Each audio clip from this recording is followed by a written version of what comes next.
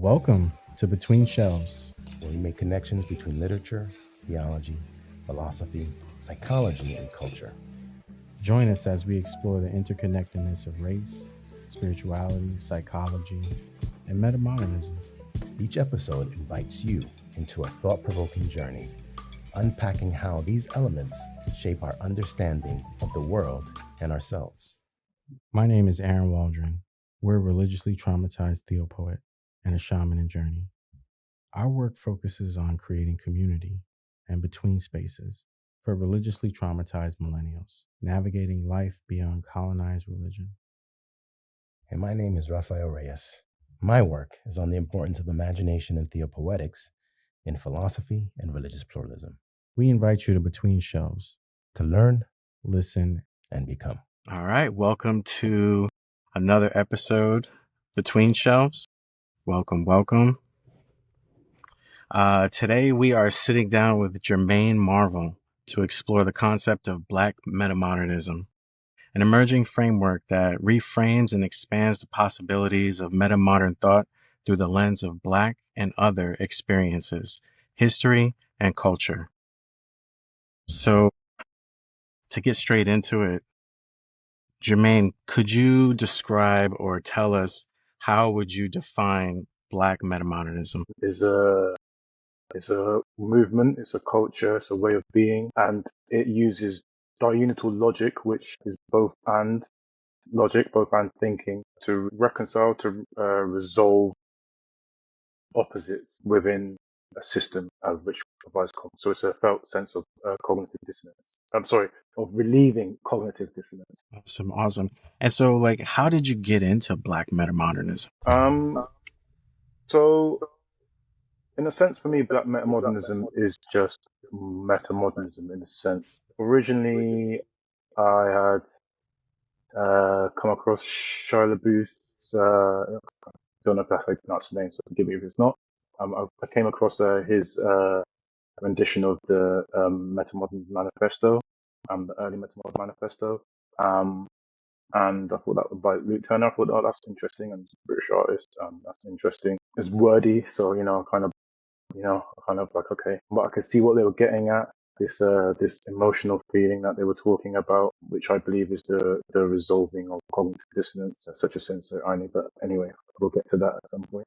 And yeah, then I read Hansi Freinach's book, which also kind of made some sense. And all the while, I was still like, to say this, in my university years, I had not done my uni work and actually just read around religions and just learnt different things for myself and used the access to knowledge for those reasons, which didn't help me in my uni course. But in that time, I came across spiral dynamics, and I could see, okay, this was saying something, but it's too hierarchical. It's accurate, but there's something missing that's not quite right, and it's like kind of it hasn't processed the colonial stuff yet. So when I came to Hansi, I saw he had taken a step further than that. I hadn't heard of integral theory before, so he had taken a step further, but also there was something. I was sharing my ponderings and stuff, and I wrote on Medium. I wrote a lot of stuff on Medium. Even writing, I wrote a lot of stuff to work out what I believed and what I thought. And I would share this online in forums, on books. No, I was really interested in how you developed or got into metamodern reading, talking about spiral dynamics and integral theory. Fascinating way. And Aaron, this is where I'm going to kind of jump in and have a conversation with Germane. I had a similar trajectory. I'm a religion major, theology major, philosophy, right? And I was working my way through integral theory, but in theology, right?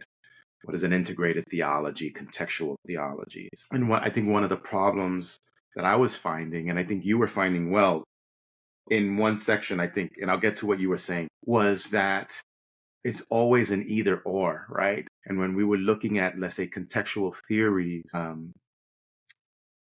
it kind of says, okay, this is your context and this is what you believe, but it never really went farther than that. And I think this begins to, when you find metamodernism, this begins to speak to your diunital theories. and the triunity ones. And I'd be interested to hear as you continue on that, if you can continue that sort of that journey you went through and how that sort of developed. Yeah. And yeah. So I was reading, I believe Hansi was one of the early books that I read. And I read it, and it's a great book, by the way. I recommend everyone to go and read the books. I also felt there were less missing, but still bits missing, which I felt needed to be addressed. Especially, yeah, I mean, and then Brent Cooper kind of dubbed it Nordic metamodernism, and then there was the Dutch metamodernism, which was which Luke Turner evolved from. And I probably won't be able to get the names right, but the Moonen and Van der Acker, I believe are the names. And yeah, so there were these different camps, is what Brent was saying from his research, and there was also this potential of a black metamodernism, which seemed to be missing, and we had this whole series of missing metamodernism. Around this time, I was writing my own understandings, and Brent mentioned me in this article, one of the, I think it was a second article I've done called Meta Nothing, which is where I essentially rambled for a long time and hopefully took our consciousness on this journey into nothingness and how it's not really a thing. Well, obviously, I call that I would call it hauntology, and the connections behind that, and what that would lead us onto, and how that would lead us on to going beyond the binary between atheism and theism.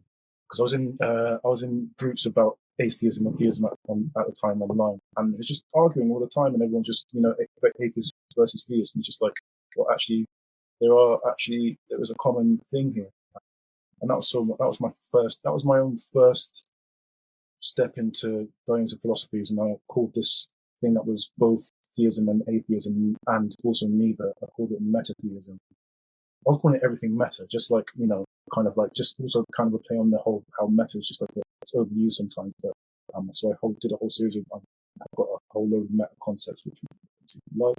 One of them is metatheism.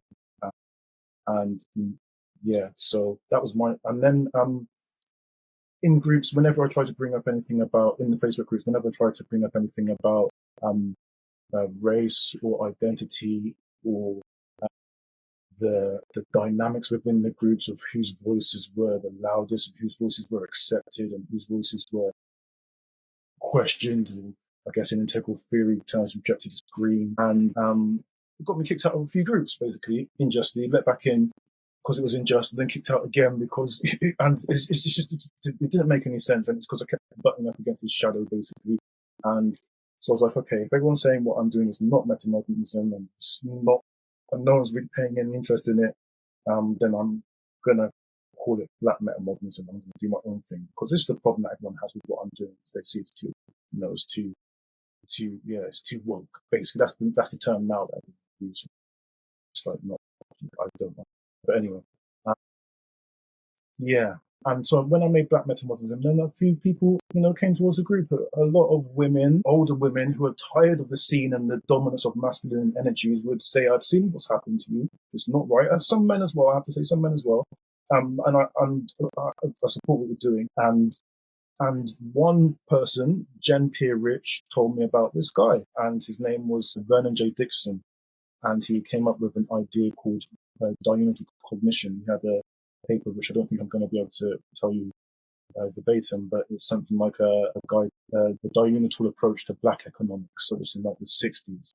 And in it, he was basically explaining that in his mind, he sees that the African American community in America, the black community in America, would use a diunital cognition, where it's profound, and how it's necessary in order to survive, and it comes from this survival, and it's not actually what was pre-colonialist thinking, which was something a bit different, but it's through the lens of the dichotomy which is so prevalent in the West. Another guy who I may not remember, and forgive me for that, but he was a peer of Vernon J. Dixon. I believe it's Edwin's.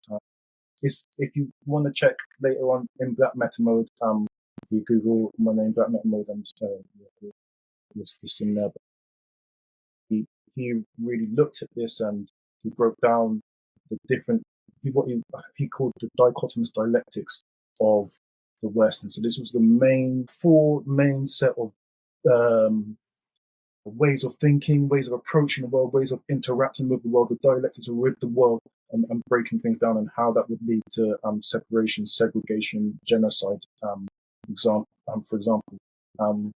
So that was really the grounding. And so what I was able to do then is I was able to take this both and, which was part of, quite central to this this meta-modern expression that was happening.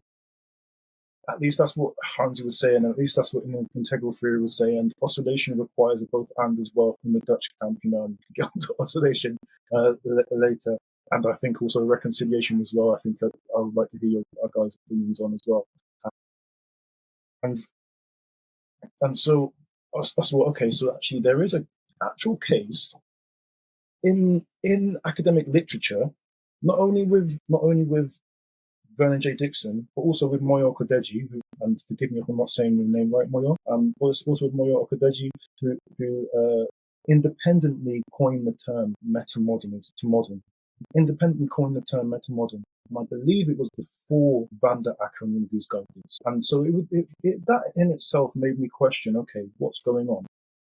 And that, in addition to the work that Brent Cooper's done on missing meta-modernism, goes into Borgman, who talks about the bifurcation between meta-modern and hypermodernism, which has happened, I believe, and I think that's where some of the differences in types of meta-modernism come from. There was another guy whose name, I believe, Gonzalez as well, who talked about meta-modern aliens in Jerusalem, and who also referenced, I believe he referenced Black Latinx, forgive me if my terminology is not correct, communities and artists and their expressions, and how they were using literary expression to assert themselves against a world which has now become dystopian fiction in real time. And that bears ultimate resemblance to what the Dutch school would then later call metamodernism, as a literary approach to the oscillation between two poles, which is what Croker, around the time that Borgman was writing, Croker would call hypermodernism. And so for me, doing this archaeology, and this is why I think metamodernism is all about this kind of ontological, archaeological discovery of itself and the world and our connection. And in doing this deep dive into metamodernism, how it came about and how parts of the academic tradition have been missed and which parts have been missed. And then it just showed me that actually this needs to be pressed. And so despite having pushback from some POC and Black members of the community, who I think kind of take umbrage of me doing something called Black Meta-Modernism, like I'm doing this, like it's about all Black people, like I'm speaking for all Black people. I'm very conscious of this. I've even questioned about maybe changing it to diunital philosophies or Germane Marvel's philosophies, because maybe it's just my, but then I've been advised not to by some people, who are opinion I hold very highly, who I know here personally in London, and they're also in Black Meta-Modernism groups. And also the fact that I was able to piece together a tradition of Black Meta-Modernism without any of the references to the Dutch school, to the Nordic school, to any other form of meta-modernism, and piece something together which not only was up to par with the other traditions, but actually in some ways shows a later stage of meta-modernism, which some people who are quite established in the scene in Facebook groups have said, hey, maybe what you're doing is after meta-modernism. So for me, this makes me feel that, okay, so what this is something that we need to aspire to, because I can't say that I'm there where I would say what is the Black meta-modern stage in my personal model of I can't say I'm there, because my state pops all over the place. That's what it's about. That's what the human condition is about. It's about the interaction of different states and different events and different times. But I digress. So I'm now very thankful to Jason Storm, who I think is he's got one of the most solid reference books for metamodernism, A Guide to Metamodernism, how to do metamodern theory, I believe. And himself and with another member of the metamodern community have made the Metamodern Theory and Praxis Journal. And so I'm thankful now to have a little place in there for Vernon J. Dixon and I believe it's Edmund Nichols, but I can't remember. That's incredible. Thank you. Raphael, did you have something you wanted to touch on? Because I might shift. He's talking about a lot of things, and as you were talking, Germane, I'm looking up certain things. Can you tell me a little bit about hypermodernity and the difference between metamodernism? I have a piece of it, but I thought if you can help me clarify that a little bit more, that would be helpful for me. Because I was thinking more along the sides of the hyper individual, like in Baudelaire, I think his name, who wrote Simulacra and Simulacrum. Simulation and Simulacrum. I think that's what it is. You know, the Neo, the film that the Simulacra and Simulation that we get in the Matrix about this hypermodernity.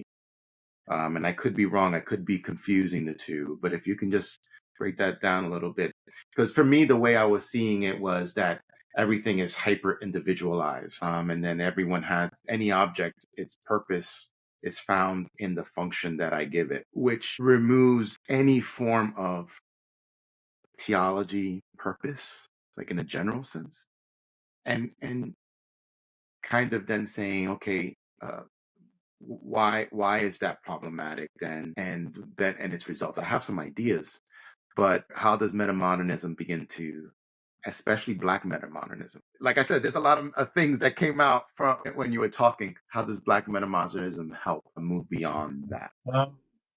Yeah. So, I'm not the most academic person, and some of the work I do is I try to start my speech now. Some of the work I try to do is to try and bridge the gap so that when I go back home to Rockworth, which is kind of where I grew up in this account system, I can kind of tell the guys what I'm doing.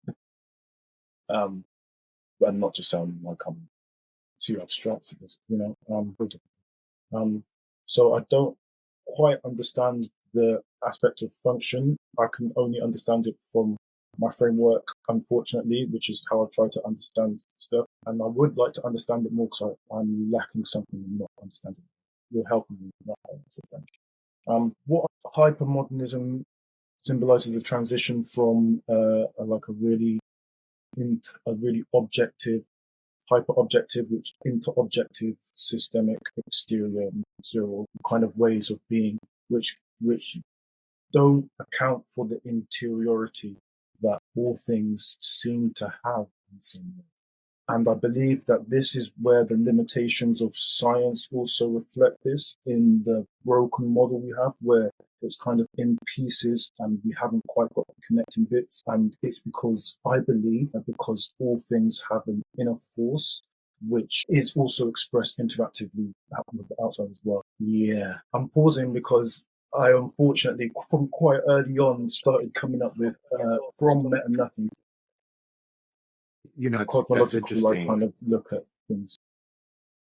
I apologize. I No, didn't mean to it's cut all right. you off. And I just want to make a note. What's interesting is when we talk about race and hypermodernism, hypermodernism seems to get away from something called essentialism. And essentialism, at least in the Western context, is so problematic because it applies hierarchy, right?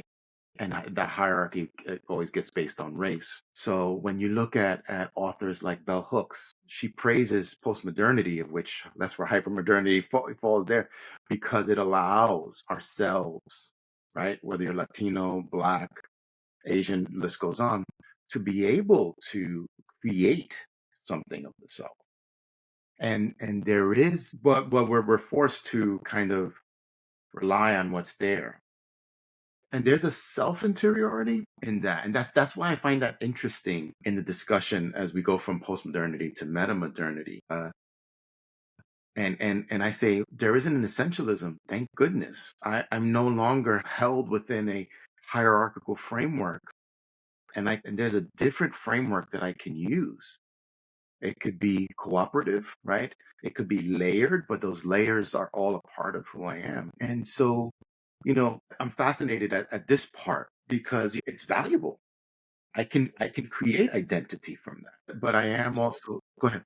So I agree about the limitations of essentialism. I also believe that anti-essentialism has limitations as well, and it kind of leaves the gap, which a lot of post-modernity quote does. I would call postmodernity rational plural. I can get into that later, but just keeping this in mind might help. So, whereas hypermodernity I see as a great example of modernity is the culture wars in negative. I see it as the back and forth between modern and postmodern. There's a lot of like the parable is anything that's anti-woke is taking postmodern methods and applying it to postmodern methods. Do you know what I mean? It's like you're breaking down something that is, you know. So yeah. So for me, hypermodernity is us being stuck in that, and the only real resting between this is the bit in the middle where we're like kind of tense because we're being inside. So it's this cognitive dissonance. So the for me, and I recall hypermodernity like is pluralisms, you know, it's part of the green interview. And then meta-modernity for me would be resolving this cognitive dissonance, being able to hold the space for that ambivalence. So if it felt an embodied thing, it's to have the capacity to feel the rage, to feel the justified rage, and channel it not into something that would destroy myself and my community, but into actual revolutionary practices which will persist over crisis and persist beyond the crisis to set foundations for new work and traditions and cultures, you know? So for me, this is the difference. And this is why for me, there are some of the earlier stages of meta-modernism. So I believe there are stages within stages. And my model has a stage in a half step, mythical, rational, or rational, in meta-modernism, I believe there are many stages to meta-modernism. You've got polymodernism, and you've got the early one with the Dutch school. You've got polymodernism, which I would put somewhere after. You've got Hanses, which is in there somewhere. And these all offer different parts. However, the perspectives that they take on are limited, and that's because of the position of marginality, you know, the position of being contained within a culture which consumes you, which consumes your stories that you can hold about yourselves, you know. So anytime, like this is where intersection comes into play, anytime that I can be identified by society in a certain group, and in a way that is dominated by another group, then in a way that says, you know, you're not worthy, any one of my identities where society says you're not worthy, you know, that's not as worthy as this, then that sets up a cognitive dissonance between me. Each soul knows, you know, each soul knows that they're worthy. When the soul doesn't know they're worthy, it's because something's happened in the environment, which is, you know, and so, yeah, all these myths split us apart. So that's why by thinking it enables me to be like, okay, yeah, society tells me I am this. My friends see me as this. People who walk past me in the street, the lady who clutches her bag sees me as this. You know, my neighbor who calls us on the police, or my mum and my brother for walking past because he just moved into the neighborhood, he sees me as this. I see myself as this. Yeah, and being able to hold all that whole space for all of that then helps others to hold space for that. It means that when others come to me with stuff, anytime I experience something and I can overcome it, when others come to you with something, then, you know, you can hold space for that, and you can grow, you can help other people grow because you can, you know, take their emotions and kind of like, yeah, share it with them in a way that is, yeah. I mean, I'm with you. I think I'm loving everything that you're talking about, because I'm in agreement with you. I highly value what postmodernism has done due to modernity and the way it marginalized or hid, right? So I'm grateful for the Foucaults and those who've done the archaeological work. You know, when you were talking about cognitive difference, and when you're talking about, you know, this is what this society says about me and this is what this group says about me. And I value that highly because oftentimes we don't, because we're in that space, it's very difficult to form identity if we're not able to pause. There's these two terms that I think, what's the author's name? His name is Mark Fisher. He calls it the weird and the eerie. That's some of that cognitive difference. The weird or the eerie is that is not like me. And we have sort of like this pause of judgment because of this difference, or there's something that's just not quite right. And what metamodernism is doing is saying that's okay. And we kind of have to sort of welcome it to pause judgment, right? That's a postmodern piece, right? Jacques Derrida, the France, that suspension, but it's also one that invites over. In that, I resonate with what you're saying. And Aaron, I don't mean to take over, but with the questions, if you can just speak maybe just a little bit more on how you incorporate Black history in it. And I think you mentioned Vernon J. Dixon as a critical scholar to sort of set the foundation. I'm going to use Black history, culture, use Afrofuturism, Afropessimism, and these other aspects to ground your meta-modern work. Could you just speak just a little bit to that? Right to speak a little bit, but I might have to ask you to ask me the question again. Okay, yeah. First, just to speak a little bit more, like you mentioned how Vernon J. Dixon, right? Vernon J. Dixon was valuable in redefining and setting up this Black meta-modern history that you've been talking about. I guess you've laid out some of the Black meta-modernists. What are maybe some other important critical points or context, historical context that are important for you in establishing a Black meta-modernist? There's a guy called Sheikh Diop. That's CheikHANT, I think is the Diop, DIOP. Guy's got a university named after him in Senegal. Yeah. He had this. I wrote a paper. I co-wrote a paper with AI. I did a lot of editing, so AI is involved. A lot of it is copy pasted, edited the hell out of. Referenced in part called The Third Cradle, and then it's got a long subtitle. I did 3 of these, which I do recommend checking out. Triptych. He came up with this 2 cradle theory. This was kind of in response to the idea of taking away the cradle of humanity from Africa and placing it in the northern hemisphere. I think he started a bit further north, but in Mesopotamia. Sheikh Diop said, well, actually, there were 2 cradles. There was one in the southern hemisphere and there was one in the northern hemisphere. The one in the southern hemisphere was the first cradle, and it kind of birthed the one in the second hemisphere. And he said there's a stark difference. Oh gosh, I'm trying to make sure I'm getting it right. I may be incorrect on this, so please go and check the 3 cradles where I've detailed this a couple of years ago. It was either him or Wade Nichols, I believe, said that there's a stark difference in the environment between them. Sheikh Diop saw there's a stark difference in the environment. The southern cradle was a optimal cradle, and the northern cradle was a suboptimal. Scarcer resources and harsher terrain. This led to animal husbandry being more popular in the northern hemisphere, and it led to just agriculture being more popular in the southern hemisphere. And this led to matrilineal cultures in the southern hemisphere, which is not matriarchal, but it's where the mother's children bear the line. Things are passed down to the mother's children because agriculture is easy for men and women.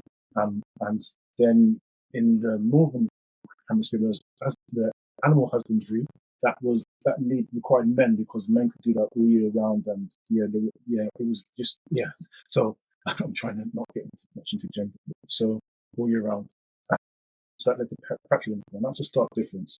I believe it was either Wade Nichols or the guy who I can't remember. I think, or I can't remember.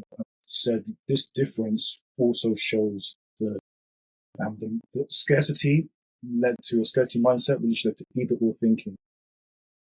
And in the South, it led to not diurnal thinking, but now it's diurnal thinking after colonial, something before which was more harmonious. So that's, So I think that's interesting. One other thing as well was that because of the scarcity and the response to the scarcity and the trauma that led to the scarcity in the northern hemisphere, there was empty space. And not using the terminology properly, please check the thing. Come to Black Meta-Modernism group on Facebook, and I'll find the receipts for you, but it led to an empty perceptual space where humanity was forced to take a step back from ourselves as subject into more as object. If I'm out on the trail and, and we haven't eaten for days, and mum and, everyone is back and I've got to bring this food, and someone's injured and the food, empties perceptual space and allows me to make that, it can be recognized, as we all know. But this then accounts for why existentialism, all in the Northern Hemisphere, the applications of nothingness. There's a whole meme about when the West seen nothingness is like, oh, what's going to happen? It's kind of like it's really scary. And then when the East see it, it's like it's all serene, And it also always, as usual, misses out the South. And the South kind of is like nothingness. What do you mean nothingness? What do you mean nothing? I don't see nothing. Do you see nothing? Go try to eat nothing, Hey, listeners, are you ready to challenge the way you think about identity and the stories we tell about ourselves? In this episode of Between Shelves, we're diving deep into the world of Black Meta-Modernism. It isn't just a way of thinking, it's a way of feeling, creating, and becoming in the 21st century. We're thrilled to be joined by Germane Marvel, an artist and a pioneering Black meta-modernist thinker. Together, we're diving into the fluidity, paradox, and multiplicity of Black identity in a world where traditional narratives no longer hold. From art to philosophy, culture, and spirituality, we're unpacking how Black meta-modernism disrupts outdated frameworks around race, belonging, and self-expression, opening up new pathways for reimagining the future. Whether you're a seeker, a scholar, or just curious about the evolution of identity in our ever-changing world, this episode has something for you. Catch the latest episode of Between Shelves, streaming now on all your favorite podcast platforms. Don't forget to subscribe, share, and leave us a review. Let's explore the in-between together. And now, let's return to our compelling dialogue with Germane Marvel as we continue exploring how Black meta-modernism reshapes our understanding of identity, creativity, and the ever-evolving journey of becoming in the 21st century. Yeah, so, I think that side of the history is interesting. Thanks. That's what I forgot the first time around. On Afrofuturism, something quite interesting, and I'm part of a group. Yeah, I'm a musician. Like, I play the keys, but I don't get in public because my friends are all a lot better than me. But I do partake in around 7 years. I've partaken in event that's happened weekly in South East London called Steam Down. And what we do is we do live improvised performances, so not a jam, so live improvised performance. The music that we play, the style of music we play, we call it Afro-infinitism. Now, when I've had taken time over the years to question Ananse, who's the founder, he's a sax player, plays a bit of flute as well. When I questioned him, okay, why Afro-infinitism, he said, the term Afrofuturism wasn't made by someone from the African diaspora, And actually, if you look at futurism, it's closely aligned to white supremacism. And so if we didn't call it that, then why are, And so then he says, so what? And I was like, okay, fair enough. But why Afrofuturism? Like, I agree with the term. I like the term. I've actually used it so I'm about the writings, and it makes sense, and I can account for it. And my sense of time that I got from the whole meta can account for it. But what are you saying? And he's actually, he bought me a book up there, which is like the orange book, just in the top left here. It's a book by Sunrise. It says, well, Sunrise talks about infinitism. And infinitism is a sense of the future and the past being in the now. Yeah, that's the essence of it. So at these live performances, we proceed by honoring tradition from the past, being brought up with the genres of music that we've been brought up with, tracing all the way from grime and drill all the way back to one drop. And, we've got a guy who comes called Jali, and he's like from like something like 50 generations of Kora players. And we're just lucky for him to pass through because he knows Wayne from another venue called Passing Clouds back in the day in East London, And yeah, so we've got this tradition, and then we meet it with what we're all coming up with, which is, an amazing group of musicians who passed by and called the place home, and, are kind of branching out to new traditions of music, and I'll give you a few names later. And yeah, they bring this together we bring it together into the now, and we give people I used to call it my musical therapy and spiritual warfare training weekly. Some people will call it church, but a non-secular church, but very much spiritual. Yeah, and I don't know. London is not an easy city to live in. Spaces are very hard to come by. Spaces, community is hard to keep. Living houses are hard to find. Having a space for everybody, and that people. It's been very inspirational. So that's what I would say. Afro-pessimism, I would say it informs and it gives us a way to move past naivety. I don't know how can I explain this. It's very, very, very relevant today. The best way I can say is the film The Heretic. I don't know if you guys have watched The Heretic, but the way that the politeness, the cordiality, the plausible deniety, all tools of rationality and objectification and objectivity, they actually can be used and manipulated to work against us against our own interests. Yes, Afro-pessimism gives by emotionality because the Diurnal cognition does not see that empty perceptual space. It means that we can. It's not I think, therefore I am. Which is not even what he said. He said I doubt, therefore I think I am. But it's not even I doubt, therefore I think I am, because the doubt actually comes from this empty perceptual space. It's I sense, I feel, I think, therefore I am. There are other steps along this chain of reality, and apart from just so. Yeah, so this Afro-pessimism then takes this emotionality as a fuel in a diurnal way. It's not just putting in a plural way. It's not just putting the rationality on a pedestal. It's taking the emotion and the rationality, and then Kabbalistic terms, meeting them in the middle with imagination and moving forward from there. And Afro-pessimism is like, okay, so if we were at war, and it was a slow war of attrition, like one might say we see in Palestine over the years. If we were at war, then what would this be? And I think that's very informative because it means I can be kept on my guard. It means I don't, I can protect myself, but I can treat it in a both-and way. And this is very crucial. I'll just say this piece and then I'll hand it back. I lived in a boat with a bunch of people. One person stole from another person, and I didn't know who it was. There could only be 3 people, and it wasn't me. And the guy moved off, and I had to live with these people. So I had to say in front of them, hey, I don't know which of you did it, but I know one of you did it. So I had to treat you all as if you both have, as if you both haven't. Where that Venn diagram of my behavior in relation to that meets, then that is how I will proceed with you. I will not accuse you of being a thief. I will not lend money, and I will not leave valuables around you until I know what's going on. And I feel that's how we have to move in this day and age. Not nice. I am not a nice person. I endeavor to be kind. And that's finding a balance of what's, good for me and good for you. Being nice is just what's good for you. To hell with me. That was amazing points. Thank you, Germane. As you were talking, we were thinking of what you were bringing about in terms of this. It's so interesting, too, because we wrote like a small book about the theopoetics of chattel slavery, basically slavery in America and everything. And we were talking about this concept of whiteness and how it's more than just a physical description.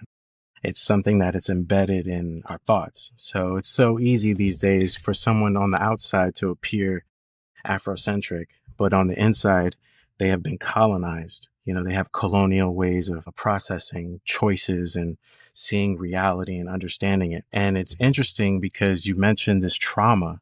That's what we want to bridge. We also have shared this perspective, which is very difficult for people to kind of huddle around because it does require less emotion. And when we're talking about things that are so sensitive as slavery, and especially here in America, it strikes like an emotional chord most times, and people start becoming defensive. But we love what you were saying, because if we're able to get beyond that a little, we can then start to process this in a more reasonable way. Critical thinking can then prosper and ignite. We can break free from what we've been conditioned. But at the same time, it's so interesting for me and theopoetic for me that the colonizer, in a symbolic way, is like one of the most hurt, traumatized forms of humans among humanity. And, when you're bringing up this idea, this framework that suggests that there was two thriving areas and only one got highlighted, but one gave life to that. And it correlates with the burning of the libraries in Africa. And, and a lot of our great philosophers that contributed incredible works in theology and philosophy came from Africa, were African thinkers, So it really does parallel what you're saying, and also enforces it, supports it, just using different words or a different perspective. But we just wanted to add that it's so divine that you would bring that up. And we ourselves in our own private works have been working on this perspective that really didn't come from our environment. Our environment suggested that something else, that there's no, the issue is not that the colonizer's traumatized. No, we have to overcome the colonizer. We have to defeat them and all this. And when we start to think through meta-modernism, we start to think, wait, and, like this could be true, but we can think beyond it. We don't have to just settle for this, but thank you so much for contributing that. A few things come to my head if I can offer them. They're from Black Meta-Modernism, but there's the concept of, so for me in Black Meta-Modernism, the black stands for more than race. For me, it's even, like, as I said, it's just meta-modernism, the black stands for more than that. For me, it stands for the symbol that blackness has taken within Western cultures and dichotomous cultures. The shunned, the occulted, the unseen, the shadow, all of that stuff, which is, and so this can maybe come to, okay, so how can I start reframing? I'm having these conversations, Sam Harris in the Future of Reason group, for instance, in Facebook, and I'm having these conversations and people are, as you're saying, they can't really respond to this. So I try to break it down. I just try to understand things from the roots. So I understood that it's probably coming from a place of ignorance. Like, even if someone's doing it intentionally, it's intentionally being racist and they intentionally believe in essentialism, there's still an ignorance there. That, the phobias are come from an ignorance of me not actually really knowing these people and projecting my stories onto these objects and treating these people as objects instead of having a material world. Yes. And what I see is that ignorance would lead to bias, which would lead to prejudice, which would lead to discrimination. Bias is like more implicit, unseen. When it comes known, it becomes a prejudice. You see to keep having that in your world, sometimes with my family, this stuff, they don't always like, but I gave my brother this one and he was like, okay. And he was like, yeah. And I was kind of just talking about it. I was saying kind of everyone's kind of a little bit racially ignorant. Not racist maybe, but racially ignorant. He was like, yeah, but you're not, Germane. I mean, you're like, I'm like, nah, bro. Like, we all have these biases and prejudices and that we like, and so this is not, so yeah. When I came out with this, I was called House and Racist Against White People on the same day by the same person, who's also a friend. But this was the reaction I was getting from people, that I was like, kind of, because they weren't understanding it. Am I excusing racism? No. People have 400% responsibility for what they do, but the environment is 100% responsible for giving them the choices that they make, Yeah, for me, that's the meta-modern individualism. Individualism can be grounded by the idea that human beings are only indivisible from their environment. In every other way, we are divisible. Why the Rastas use I and perhaps you use we, Aaron, because we are, like, I'm not who I was yesterday. This is why I also like to go beyond equality, so that I'm a complete segue, because I'm not who I was, half an hour ago. I was a lot more nervous half an hour ago, now I'm like, I'm enjoying having a conversation. Equity is a different thing.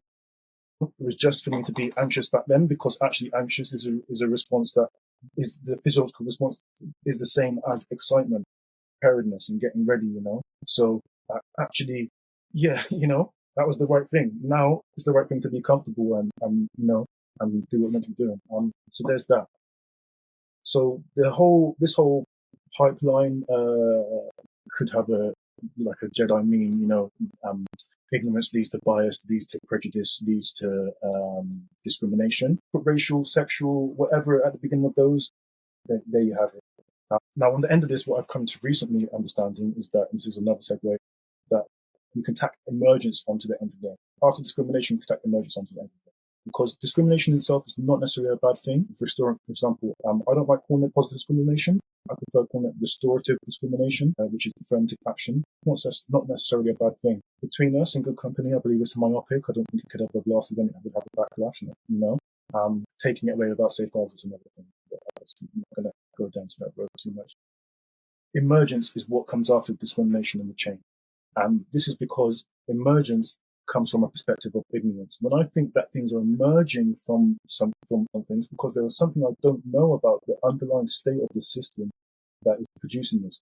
It's why I call it eminence instead of emergence. Once I know what it is, it's eminence, emanating from this thing.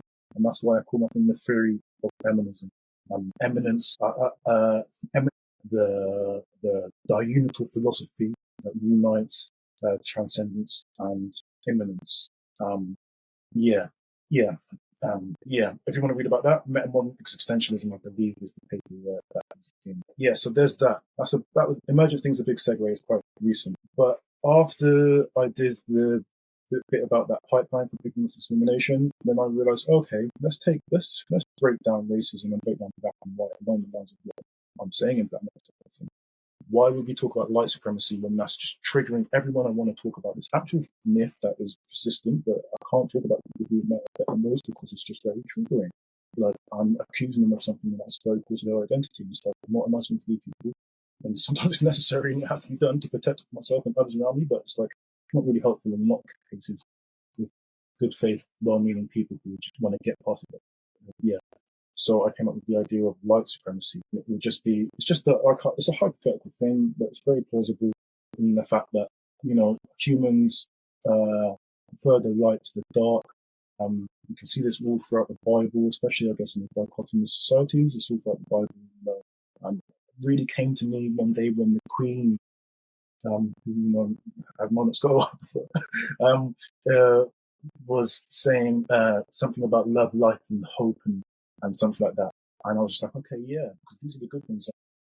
I always knew this was kind of the way it went. I'd written a poem about it a long time ago and showed it, and I actually posted it after the pipeline, ignorance to discrimination pipeline. And then I came up with the light supremacy thing, which is, very early on in human culture, at some point, the night would have been a very terrifying thing, especially when I came across the interperceptual space later. But when you add it to the interperceptual space, then it creates this kind of, I don't know what to call it, but it's like a phobia almost, of the unknown, of uncertainties, which will come from scarcity. If you're in a scarcity-based environment, that's what's going to come, because you want to be sharp to navigate. And it led to, I might have lost my track, but it led to, but it led to a break between ourselves as well and nature, basically. So because if I'm afraid of the dark, if I avoid the dark and pedestal of light, then when I close my eyes at night, when I even think of my internal world, because I don't know about anyone else, but my internal world is an infinite dark space, which is actually quite comfortable, but can be very scary when you think it's an infinite dark space, which I cannot go to the end of. Like, if we're separated from that, then we are separated from our own nature, which is part of Mother Nature. So we are separated from Mother Nature, and that's where the separation comes from. And that's where this whole destruction and the attacking of the avoiding and the allergies. This is and so for me, it just made a lot of sense for that to be a contributing factor to racism and essentially, to colorism and anti-blackness on the scale of colorism, and what my mum called in uni pigmentocracy, the existence of pigmentocracy. So that's just what came up for me when. Thanks for listening. No, thank you. Raphael, did you have any closing thoughts? Because we got to wrap up to respect everyone's time. This was an amazing dialogue, man. It's hard to cut, but maybe we could do this again. Yeah. Yeah. I just want to say we still haven't talked about the song Long Time Ago. And we had it in our notes to talk about, and we didn't speak about. So we want to invite you again, definitely, to continue this discussion. I just want to say thank you. It's interesting the way you chain things together, but the way I was chaining things together, you brought that two cradle theory was so valuable in thinking between notions of scarcity and notions of abundance, and then how we get to this need for AI and stuff like that. I think that's amazing, and we can continue that discussion on our next podcast. But the notion of abundance and the term infinitism that you now hold on to, ideas and things can be grasped from anywhere. There is no one space, right? That which with scarcity says, okay, we could only get it from here. We need to grab everything we can. But that it comes from everywhere. As you are talking about these things, I myself was in a mode of scarcity, but this author says that, but that author says that. But then I started noticing, wait a minute, no, it comes from our context, the universe, everything that's around us can bring forth these ideas, which at least for me that's amazing. This thinking in terms of abundance, that even the ideas are shared, but it comes from these diverse sources. It brought up to me this Deleuze's notion of, even though we're like multiple and singular, we praise the difference because we still come together in a certain way. In our nomadic selves, we come together sharing these similar ideas that we can come together around and grow, right? But there is some discrimination. But from that emerges these new ideas, these new shared experiences. And so I was grateful for how you brought back this notion of abundance in that two cradle theory piece. I'm deeply appreciative of that because it's so needed. That is so needed in the world of academia, that everyone's trying to grab on. This is my idea, and everything so forth. That we grab it from an abundance of sources, abundance from spaces, and not only in academia, you name it, wherever we go, and the posture then we sort of need to have, and the way we express ourselves shifts and changes, and we can honor and praise and find joy in our colleagues and our others to say, that's awesome. I love this idea. I love the way you developed it and framed it and brought it up, and how it comes out, and I've learned something from it. So Thank you very much for having me. I really appreciate you listening and giving me feedback, and thank you. I look forward to the future. yes. Definitely. We'll email you to try to set up another time to do another episode, try to work around everyone's time. But this was very, very enlightening. Thank you so much. On a side note, our audience is going to appreciate what you're offering and what you're talking about as well, because we're not hearing this in those spaces like you mentioned. So on a side note, thank you for doing the work that you do. Seriously, just to piggyback off what Raphael was saying, it's much needed. And you probably already know that. So thank you. It helps to hear, to go through the sticky bits. So thank you very much. I appreciate it. Yes. Well, just to the podcasting community, thank you so much for being with us, and we'll see you on the next podcast.